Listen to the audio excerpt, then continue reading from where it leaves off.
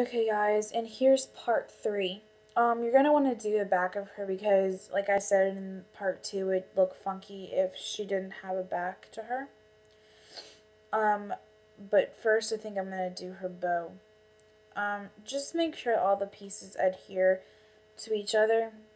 And that's kind of hard because, you know, like there are just all so many pieces to this, but it can be done. You just need a little bit of patience. And, yeah, right there I'm cutting down her legs a little bit because they're a little bit too long. So, yeah. So I'm just kind of like cutting it down and shaping it. Okay. So, the next order of business, I think, yeah, is making her bow. And I'm going to use green for her bow. And what you're going to want to do is you're going to want to kind of make, how would I explain this? It's like 2 triangles actually, like 2 rounded triangles like I've been making for like the body and the ears, but they have to be kind of small because you don't want her bow to be like too oversized. And you're going to make the little triangle and you're going to press down the center a little bit. And what I'm doing is I'm just making like little marks like in the clay, like making it like a bow. You don't have to do that at all. I'm just a perfectionist and I'm going to do it that way because I'm weird. But you're going to want to make an identical shape just like the one that you just made, a little like triangle, and flatten it down. And you're going to want to put that like, yeah, with the tips facing each other. And see the little indentions that I made? They're really not that big of a deal. It's just to make the bow look like it has folds in it, like it's a piece of material, you know? And then the middle part is going to be a little tiny, tiny ball. So just put that in there and kind of pat it down. You can make your indentions if you want. Okay. And then you're going to pull it up off there and stick it on her ear. I don't think it really matters what ear it's on. It could be either one, really.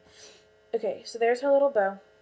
And you're going to make sure it adheres to her face. And then you have the back of her.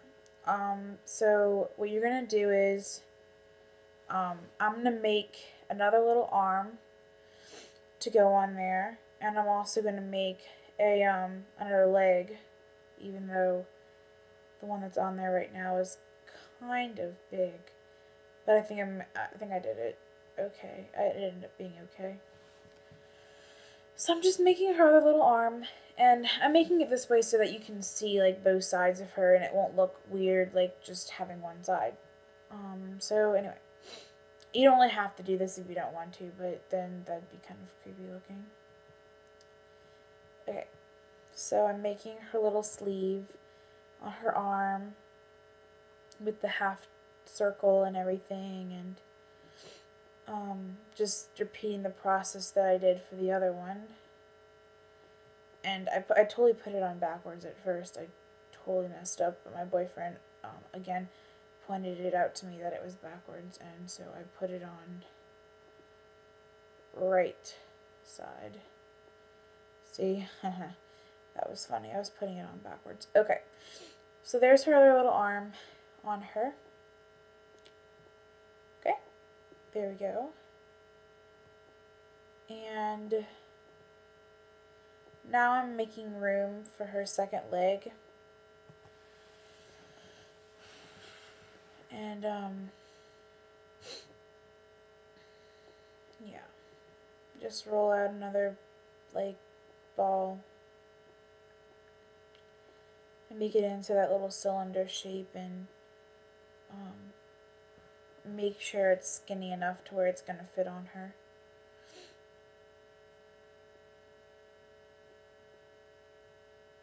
So I'm going to have to just play with it and cut it down and just keep playing with it and messing with it and seeing what you can come up with. So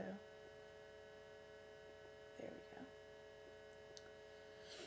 So now she's going to have 2 legs. See? There we go.